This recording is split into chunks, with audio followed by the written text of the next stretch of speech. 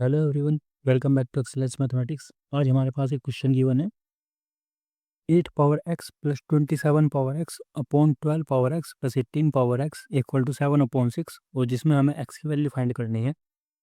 तो यहाँ पे हमारे पास गिवन है स्टार्टिंग में 8 पावर एक्स। 8 को हम लिखते हैं 2 इंटू टू, इसकी 8 की पावर एक्स थी तो इसकी भी पावर एक्स हो जाएगी। ऐसे ही 27 को हम लिखते हैं 3 इंटू थ्री, इसकी भी पावर एक्स हो जाएगी। अपॉन 12 को हम लिख सकते हैं 2 इंटू थ्री, इसकी पावर एक्स, प्लस 18 को 2 इंटू थ्री और इसकी भी पावर एक्स इक्वल टू 7/6। ठीक है, तो 2 3 टाइम्स मल्टीप्लाई हो रहा है, इसका मतलब 2 पावर 3 इसकी पावर एक्स प्लस 3 पावर 3 की पावर एक्स अपॉन, इसको हम लिख सकते हैं 2 इंटू टू को 2 पावर 2 और एक रिमेनिंग 3 को 3 पावर 1 इसकी पावर एक्स प्लस 2 सिंगल है इसकी power 1 into 3 power 2 x equal to 7/6। 2 power 3 power x है, तो अगर हम इसकी पावर्स रिप्लेस करें 2 पावर एक्स पावर 3 तो कोई फ़र्क नहीं पड़ता, क्योंकि हमें पता है ए पावर एम और उसकी पावर समथिंग एन अगर गिवन है तो उसका मतलब होता है ए पावर एन पावर एम।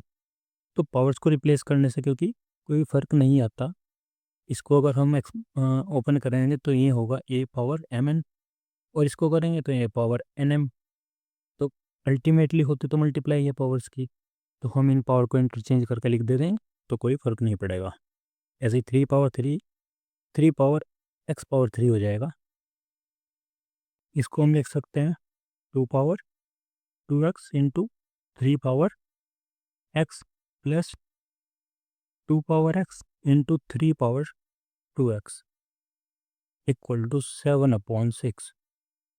ठीक है, अब हम क्या करते हैं, एक स्टेप और बढ़ा देते हैं अभी इसमें। 2 power x power 3 plus 3 power x power 3 upon, इसको हम लिख सकते हैं 2 पावर एक्स और उसकी power 2 into 3 power x plus 2 power x और 3 पावर एक्स और इसकी पावर 2 इक्वल टू 7/6। तो हम यहाँ पे क्या करेंगे, let 2 power x equal to a and 3 power x equal to b. अब हमने एज्यूम कर लिया 2 पावर एक्स है ए, तो यानी यहाँ पे हो जाएगा A power 3 plus 3 power x, इसको हमने बी एज्यूम कर लिया तो B पावर 3 है। अपॉन में क्या आएगा, 2 पावर एक्स की जगह पे ए है तो ए स्क्वायर इंटू इसकी जगह पे बी प्लस 2 पावर एक्स की जगह पे ए है प्लस 3 पावर एक्स की जगह पे बी है, सॉरी प्लस नहीं मल्टीप्लाई, स्क्वायर इक्वल टू 7/6। तो ऊपर आया A cube plus B cube और नीचे square B plus A B square. तो हमें पता है A cube plus B cube का फॉर्मूला होता है A plus B into B square minus A B plus B square. तो ऊपर तो हमने फॉर्मूला एक्सपेंड कर दिया, नीचे हम यहाँ पे कॉमन कर सकते हैं ए बी, तो यहाँ पे बचेगा सिर्फ ए और यहाँ पे बचेगा सिर्फ बी इक्वल टू 7/6। तो ए प्लस बी से प्लस बी कैंसिल हो जाएगा। इसके बाद आएगा A square minus A B plus B square upon A B equal to 7/6। अब हम यहाँ से क्रॉस मल्टीप्लाई कर लेते हैं 6 की इसमें और ए बी की इस 7 के साथ में, तो 6 A² minus A B plus B square 6 की मल्टीप्लाई यहाँ हो जाएगी और 7 इंटू ए बी आ जाएगा राइट साइड में। So 6A² minus 6 AB plus 6B² minus 7 AB equal to 0। इसको 7 को भी यहाँ पे शिफ्ट कर दिया, नेगेटिव हो गया 7 AB।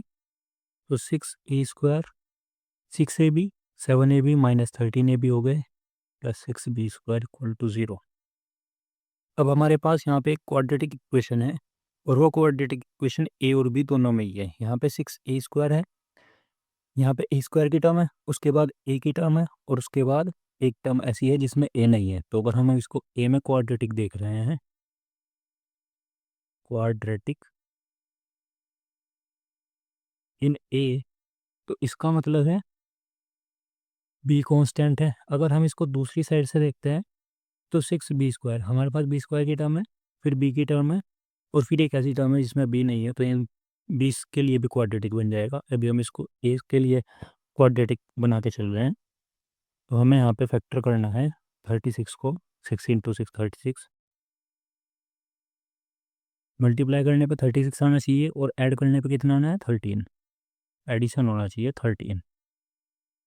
तो कौन से नंबर होंगे 9 और 4, मल्टीप्लाई 36, एडिशन 13।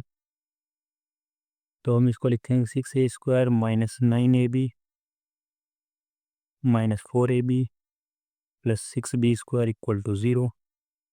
यहाँ से आएगा 3a कॉमन, तो 2a बच जाएगा, माइनस 3b बचेगा, माइनस इन दोनों में से कॉमन आएगा 2b, तो यहाँ पे 2a माइनस 3b बच जाएगा इक्वल टू 0।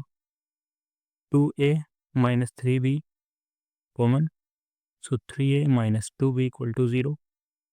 तब हमारे पास यहाँ पे दो पॉसिबिलिटीज़ हैं, या तो ये 0 या फिर ये 0। If 2a minus 3b equal to 0, so 2a equal to 3b आएगा। If 3a minus 2b equal to 0, 3a equal to 2b आ जाएगा। हमारे पास ए और बी की वैल्यूज़ हैं, वो पुट कर देंगे। 2a की वैल्यू है 2 power x equal to 3b की पावर है 3 पावर x। इसका मतलब है 2 पावर 1, इसका मतलब है 3 पावर 1, सो 2 पावर x प्लस 1 हो जाएगी। ये दोनों पावर ऐड हो जाएंगी, ऐसे ही 3 पावर x प्लस 1 हो जाएगा। अब दूसरे केस में 3 × 2 power x equal to 2 × 3 power x बना, तो हम क्या करते हैं 2 वाले को 2 के साथ कर देंगे, इसको यहाँ पे और इसको यहाँ पे अपॉन में भेज दिया, तो 2 पावर x अपॉन 2, ये वाला जो 2 था वो इसके अपॉन में आ गया, और 3 पावर x के अपॉन में वाला 3 चला गया। अब हम इसको अगर ऊपर भेजते हैं तो पावर हो जाएगी नेगेटिव, ऐसी 3 पावर x माइनस 1। तो हमारे पास यहाँ से दो रिजल्ट्स आए, 2 power x plus 1 equal to 3 power x plus 1 and 2 power x minus 1 equal to 3 power x plus 1। तो दोनों केस ट्रू होने की क्या कंडीशन है कि यहाँ पे 2 पावर समथिंग है इक्वल टू 3 पावर समथिंग, दोनों की वैल्यू इक्वल आनी है। ऐसी 2 power something equal to 3 power something की वैल्यू इक्वल आनी है, वो तभी पॉसिबल है अगर ये x प्लस 1 की वैल्यू 0 आ जाए, क्योंकि अगर x प्लस 1 की जगह पे 0 रखेंगे हम, तो 2 पावर 0 इक्वल टू 3 पावर 0 आएगा। इसका मतलब 1 equal to 1, LHS equal to RHS। तो ये केस तभी पॉसिबल है अगर ये पावर 0 है, यानी x प्लस 1 की वैल्यू 0 हो। तो अगर x प्लस 1 0 है तो x की वैल्यू क्या आएगी -1। यहाँ पे अगर ये केस हमें इक्वल करना है तो x माइनस 1 इक्वल टू 0 होना चाहिए, यानी x इक्वल टू 1 होना चाहिए। तो एक वैल्यू ये है और दूसरी वैल्यू ये है, तो हमारे पास x की वैल्यूज है x इक्वल टू -1 एंड